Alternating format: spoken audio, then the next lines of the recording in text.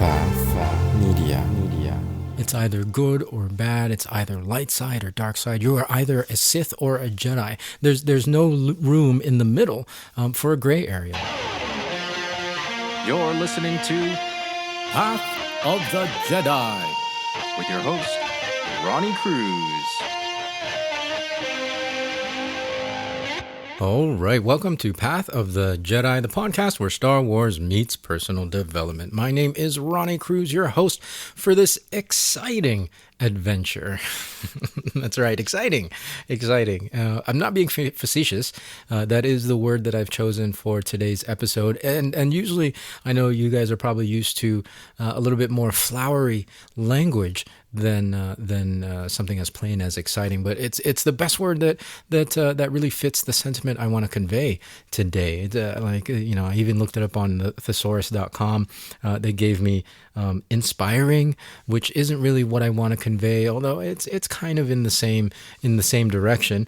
Exhilarating, a little bit closer, and then another choice might be invigorating, which I think is closer as well. So invigorating, exhilarating, exciting. This is the general feeling that I want to convey in today's episode. Why exciting? Well, number one, I'm excited to get into today's discussion. We're covering a topic that I've been wanting to cover for quite a while, but I haven't really had time outside of covering episodes of Star Wars. So we're really going to get into it today. This is something that I've been keeping in my back pocket for quite a while. It's been marinating for quite a while. So you're going to get a good episode. And then also exciting because we've got, in just a matter of weeks, Andor Season 2 coming out, right? Andor Season 2. And there's just a lot of anticipation building up with that show. I mean, the first season was incredible. If you're rewatching Season 1, I encourage you to go back to our back catalog and listen to our episode-by-episode discussion on Andor Season 1 as a companion to your rewatch. And that'll set us up for Season 2. Really, really excited about that. I mean, who doesn't get excited about new Star Wars? I mean, we live in an amazing time where there's new Star Wars coming out all the time. So really excited about that show. It's a highly regarded, well-regarded show. It's very critically acclaimed, and I personally love that show. I think it's one of Lucasfilm's best properties within the Star Wars universe. I think they've done an exceptional job. I mean, I love all Star Wars, but this one in particular, they've done an exceptional job with. So I'm excited for Season 2, and then I'm also excited to cover it with all of you. I'm going to be covering it on a week to week, so we're going to stay current as much as possible. Well, I do a week behind, right? So that gives everybody a week to watch the episode and let it marinate, let it digest before we actually discuss it here on the show. Also to make sure as many people see it as possible, so that I don't give out or give away any spoilers. I hate giving spoilers. I'm the kind of individual that doesn't watch trailers or previews for things that I'm really excited about. Even for this show, for Andor Season 2, I've completely ignored the trailers. I try not to do that, and that's why we go a week late on the episode by episode discussion. But anyways, neither here nor there. Really excited for that. We're going to be it's going to be a 3-month journey because it's, I think, 12 episodes if memory serves me correct. That's gonna be a ride, man. That's gonna be a great ride. Also excited for the prospect that I really am coming closer and closer to deciding that I'll be bringing on guests during that Andor Season 2 run. I've never done that before, but I think with the number of new connections I'm making on Blue Sky, which, by the way, if we're not connected on Blue Sky, come find me. I'll leave the link in the show notes of this episode. But the number of new connections I'm making there with other podcasters in the Star Wars and fandom space, geek fandom space, I'm also being exposed and introduced to their content and their shows, and I'm realizing that, man, there's so many amazing perspectives out there that I would love to bring that to the show and just give you, the dear listener, that much more added value on Path of the Jedi. So I'm really excited at that prospect. I haven't I haven't fully pulled the trigger yet, just because just coordinating all of it and the logistics. It's a whole new world and realm for me because I've never done it before. But I'm getting closer and closer to actually making that decision.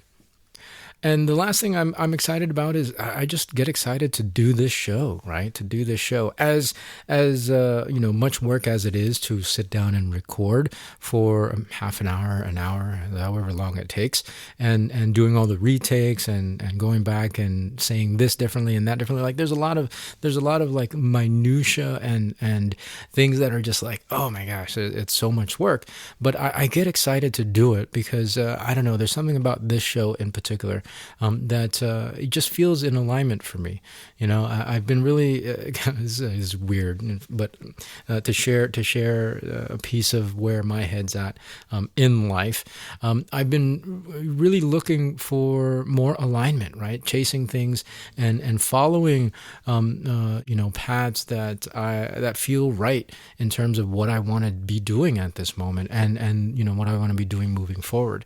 I think so much of the last 5 to 10 years, not so much, but a lot of it, I was following paths that I thought I needed to follow. Certainly, there were paths that produced and that brought. That allowed me a pretty comfortable livelihood. Beyond comfortable at a certain point. I was rolling in it. Let's just say that because of some of the paths I pursued. And it led to a lot of fruit. However, there was also a lot of sacrifice. I sacrificed a lot of things, time being one of them, and within that time, other things that I could have done, and so I'm getting to a part of my life where I am. I'm not saying I'm on the back nine necessarily. I think I still have plenty of time, but it's just time to really chase the things that I want to chase that I've wanted to chase and haven't. That's I think the most accurate thing. So this show in particular feels more in alignment with that, right? It feels right. There's not necessarily anything empirical, no data, no statistics that's telling me that, okay, yeah, you should keep doing this because it's bringing in this and this, or it's giving this kind of return. The return really is just like, it just feels right. You know what I mean? It makes me feel that I am in more alignment than I have been in recent history. So yeah, I'm excited at that, and I'm excited to continue to do this show and to see where this show goes. Of course, I am also working to expand and grow the show and get it to more people. I'm actively grinding and hustling to do that, but it's a different kind of hustle. It's not the kind of hustle where it's just hustle for output and for productivity. It's a hustle because again it's something that feels right. And I do believe that the messages and the principles that we discuss here on the show are messages and principles that the world needs and that people do appreciate, right? So, why not get it out to even more and more people? Which I'll go ahead and ask of you now. Number one, if you're not already following the show, first of all, welcome. If this is your first episode, you caught a good one. Number two, if this is your first episode, go listen to last week's and you'll get to know more about me. I just did a reintroduction. Allow me to reintroduce myself, my origin stories and the origin stories of this show last week. And it was just, didn't plan this, but it was just in conjunction with it being my 80th regular season episode. So you can go listen to that, get to know a little bit more about me. But welcome and thank you. If you're not already following and subscribed to this show, please go ahead and follow and subscribe. That's really the most helpful thing you can do to help this show grow. The second most helpful thing you can help that you can do to help us grow is to share the episode, right? Share the episode and share the show. Just think of one person who you think might appreciate and enjoy this content, and just smash that share button. It takes 3 to 5 seconds. Send it with a quick message. Hey, thought you might like this. Give it a listen. I would really, really appreciate it. I'm sure they would appreciate it, and it would go a long way to helping us get this show out to more people. So thank you. Classified, really?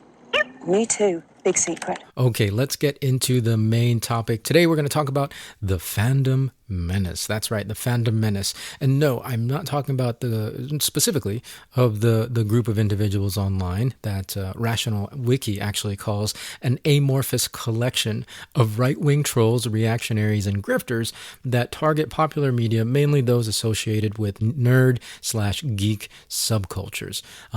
We are going to be touching on that specific aspect of Fandom Menace, but when I say Fandom Menace, I'm really talking about the toxicity that exists within Star Wars fandom and really all fandoms. We've seen, especially lately, the Marvel fandom rearing the toxicity in the Marvel fandom rearing its ugly head.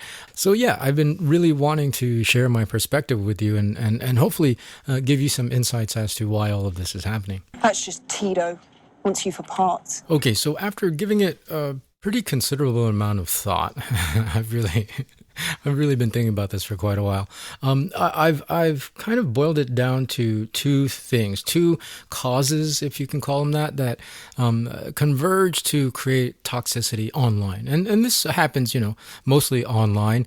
I think in person, we are more apt to have civil discourse around our opinions of fandom, which, as an aside, the curious thing to me about online interactions is that because there's so much less at stake, people can and do say whatever the hell they want. Right? I mean, it's not in the physical world. Like, what consequences are there of just spewing hate and just mean things, right?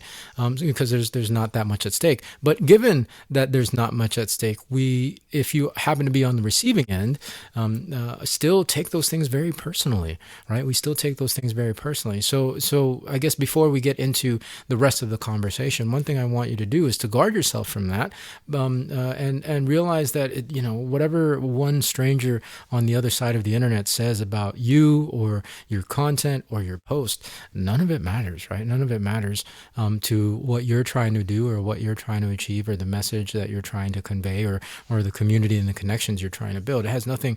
It has no bearing on any of that, and also that they're coming from a place of either complete boredom or much deeper issues. So it has less to do with you and more to do with them. And then the third thing is, just block them. Just block them. If you sniff any sign of toxicity coming your way, just block them, man. I've gotten really good at that on Threads. Blue Sky, not as much, because I see less toxicity on Blue Sky. Maybe because it's still relatively small compared to the other platforms. But I've gotten really good at it on Threads, and it's not so much that I'm not willing to have discussions with people of opposing opinions. Of course, I am, but I have those discussions when they're intelligent, and they come from objective points of views. You can have a subjective opinion and defend it and discuss it objectively. The toxicity comes in when it becomes hate, spewing hate, right? Spewing hate and ugliness. So yeah, I'm happy to have healthy discussions, but with people that clearly don't want healthy discussions, they just get a block, and so that keeps my sanity, intact, and because it keeps that stuff off my feed. It keeps that stuff off my feed, and so as much as possible, out of developing real estate in my brain, right? No free real estate is allowed in my brain. Okay, so. Getting back to the main topic, two things that I think really kind of mix together and conjoin and combine and converge to create toxic behavior online, or at the very least less than productive, but then at the very worst completely toxic and hateful and ugly.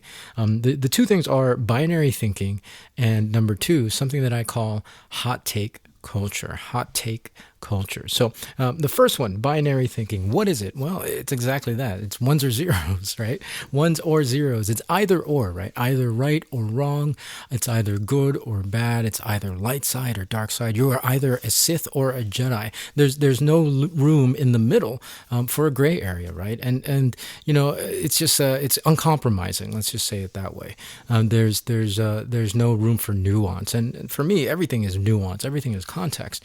It's really really, really interesting. Really interesting. This pattern that's kind of either grown and accelerated and has been amplified in magnitude over the years, or we as a human species have always had it. I'm not sure. That's the fun thing about the internet.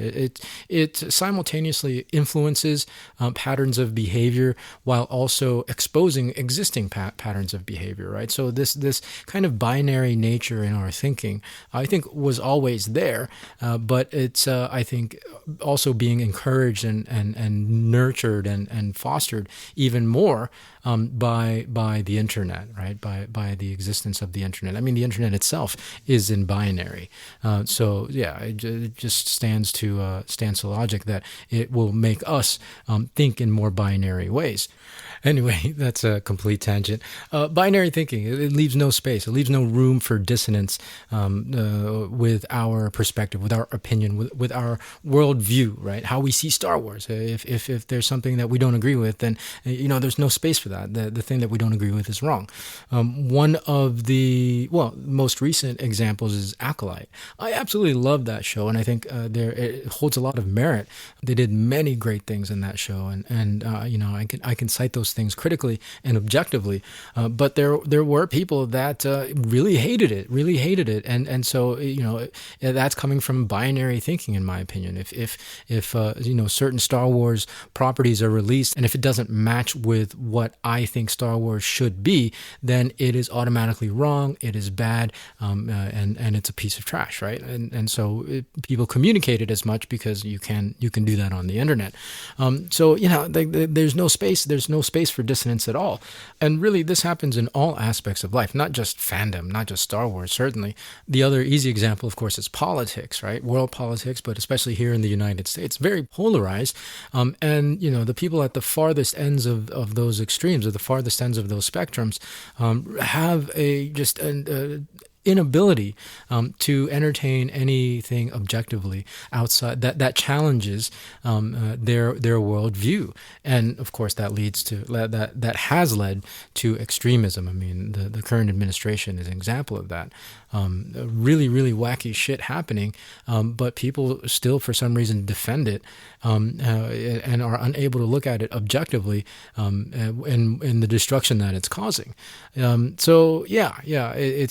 It's an interesting phenomena that I think existed within the human mind, within human culture, but it has been brought to light and then amplified in magnitude by the internet. So yeah, we really have to be mindful of this, right? We have to raise our self-awareness around binary thinking, because binary thinking, it fosters an inability to process our opinions in a healthy way. It's important to understand that, yes, there is an objective reality outside of ourselves that exists without meaning, right? There is no meaning in objective reality. We're the ones that assign meaning to that objective reality. We take in all the stimuli, all the information, all the data through our five senses, and we digest it, and out comes a shit soup that includes our perspectives, our narratives, our meanings, definitions, and our opinions. And everybody's doing this. Everybody's taking their own shit soup, and there's no one shit soup that is any better or any more right than all the others. Okay, I'm going to stop with that. That's a weird analogy, but we're going to go with it. It kind of works. It kind of works. But I think you guys understand what I'm trying to say. Our perspective is our perspective, and yes, there might be a group of people that agree with it, and yes, there might be a group of people that don't agree with it. But it doesn't make our perspective any more right or wrong. It's just our view and how we define the objective realities that we're exposed to. Now, where does hot take culture fit into all of this? Hot take culture is a term, a phrase that I've used to describe a phenomenon, a growing phenomenon that I've observed on the internet. And of course, for our context, for today's conversation, everything's going to be about the internet and online. But this phenomenon seems to be growing, and it's when people share an opinion or their perspective, their point of view, in contradiction or contrarian to perhaps perhaps the popular opinion, or really it doesn't have to be the popular opinion, can be contrarian to any other opinion out there. I mean, everybody has their opinion about something. And so, there's this growing prevalence of people being contrarian and then being labeled or labeling themselves as labeling their opinion as a hot take. Where, people participate on this really falls on a spectrum. One end of the spectrum, people are doing it completely unconsciously.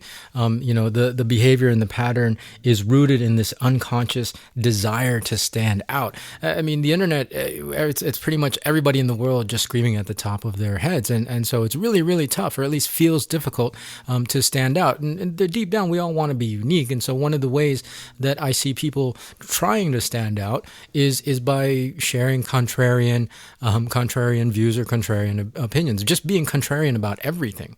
As we move down the spectrum, we have then people that will actually post things that are contrarian on purpose to get attention. Some will even go as far as labeling their post or their opinion as a hot take. You've ever seen that before? On Threads or on X. I don't go on X or Blue Sky. They'll say hot take before their post, and then you read their post, and it's not really that hot of a take. But again, there's this desire to stand out. There's this desire to be unique and have a unique perspective. So much so that they will use the label hot take on their post. And then we get to the furthest extreme on the spectrum, where people aren't just being contrarian on purpose. They're being downright ugly and mean and hateful. This is the part of the spectrum where the toxicity, where the bulk of the toxicity really derives and comes from. And I would wager to say that a majority of people do this because it gets clicks. It's as simple as that. It's no secret that negative spreads faster. Negative gets attention. I mean, we've seen that even before the internet, in news broadcasts and even in print media. People tend to pay attention more to things that are negative, and so that's kind of again been amplified and magnified by the internet, and the fact that everybody now has access to a platform and access to audience, right?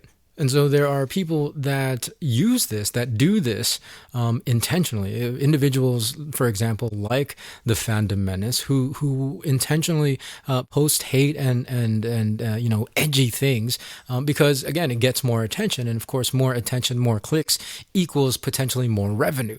Then there is the rest of us who unwittingly may be getting programmed by what we see on the internet, but also by the algorithm, right? When you post something that's a little bit edgy, that pushes the envelope a little bit and into hot take territory, and you see that it gets a lot of responses, you see that it gets a lot of likes and it gets a lot of interaction, then you're getting kind of this dopamine reward for going further and further into the hot take zone.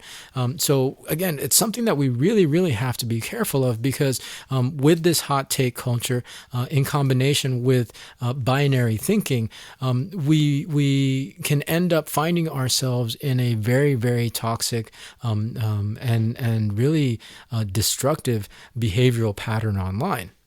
And I say that because I think there are so many people that are unaware of how toxic they actually are being.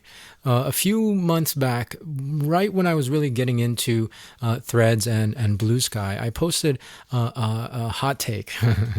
Part of it was an experiment because I wanted to see people's reactions. But I posted a hot take. I said, hot take, Taika Waititi doing a Star Wars movie would be bad for Star Wars. I didn't say anything beyond that, and I wanted to see what people's reactions. But I got into a back and forth with one individual who was defending Taika, and I completely understood his point. But I also then got to supporting my perspective and why I think Taika isn't really well suited to be a Star Wars director. I thought we were having an intelligent discussion, but this individual was basically getting his point was that I was wrong and he was right. Again, that's kind of on it's not super toxic, but you can see how that binary thinking and the fact that he felt like he needed to tell me that I was wrong, it can lead further and further down the yellow brick road of toxicity and toxic communication. So the whole point of today's discussion and why I wanted to bring it up is to raise your awareness around that. I think even myself, I mean, like I'm guilty of presenting my opinion and because I'm good at arguing, I'm good at debating, tearing down other people's perspectives, and I have to rein myself in and remind myself that, okay, that's not really fair. People are allowed to have their own opinion. I mean, everybody has their own opinion. It's a matter then of me respecting that. We don't have to necessarily agree, but I can't tell them that they're any more wrong or that they're invalid because their opinion doesn't align with my own. So raising our continually kind of reminding ourselves of all of this stuff that's happening is really, really important, because when we stop being able to have conversation, then I think we really lose a part of our own humanity. I think, again, going back to what I said at the beginning of the episode, one of the things that I've really loved lately in meeting new people and making new connections is the people that I'm connecting with are really very mature communicators. And whether or not we agree on everything, it's just really refreshing to know that I can talk to somebody that won't immediately just tell me that I'm wrong about my perspective. So yeah, it's really important. This is really important. I think raising this awareness will go a long way to healing a lot of the issues and the strife, because it's going to be ongoing, right? The internet, if we're not aware of what it's doing to our behavioral patterns, we're in trouble. I'll just say that we are in trouble as a species, and so being aware of the toxicity that happens online, and perhaps the ingredients that go into why that happens and why it's there will help us mitigate it, right, at least. And so that's why I was really excited to share this with you. The last piece of the puzzle I think that I want to leave with you on this topic is I share these ideas with you to expand your perspective, not so much to see it happening in the world outside, right? Seeing, making judgments on other people when you see these patterns happening. We can do that, and I know I talked about the interaction that I had on Threads just a second ago. But really, more importantly, I want to help expand your perspective on these ideas so that you can use them in your own self-reflection, right? So that you can catch yourself, perhaps falling into these patterns, because really that's all we have, right? That's the only thing we can control. And the more we're able to kind of grow our own self-awareness and then have an expanded language and a perspective on the behaviors that we are displaying, then we can be proactive in preventing them, perhaps, or even proactive in going back and fixing those things. The last thing I want is for you to start falling down a rabbit hole into being the toxic contributor in a conversation. And so that can only happen, prevention of that can only happen with growing self-awareness and having, again, these ideas and these languages, the language around these ideas and these principles, expanding your perspective and how that can happen, or at least how we can prevent that from happening. Understand, again, you can have an opinion and you should have an opinion. It's impossible not to live in this world without having your perspective, right? It's impossible to exist without perception, because perception is existence, right? It is our realities, but we also have to understand that beyond our own realities, there are other realities out there. There are other individuals out there. If you sit 10 people in a room and you watch Star Wars, you're going to have 10 different perspectives. Sure, there are objective realities out there, but we process all of that individually, internally. And how we share those perspectives with each other can really go a long way to either creating rifts or fostering more connection.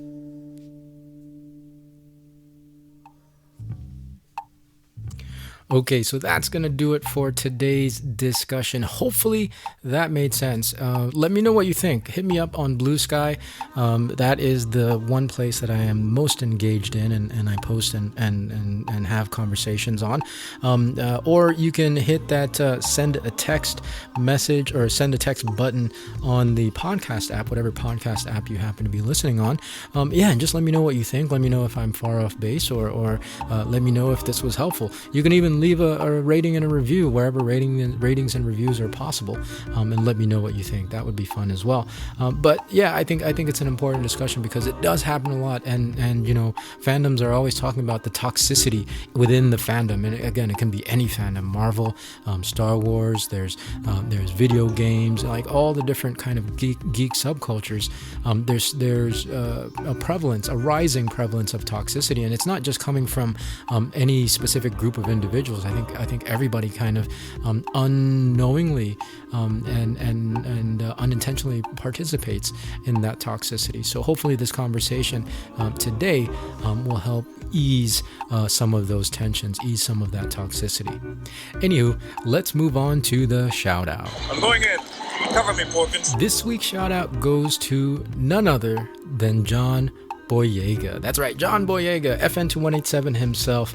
I absolutely love John Boyega. I've loved him since he made his first appearance in The Force Awakens, but even way before that, Attack the Block. I don't know if you guys have seen that movie, but if you haven't, I encourage you to go find it and go watch it. It is a great film.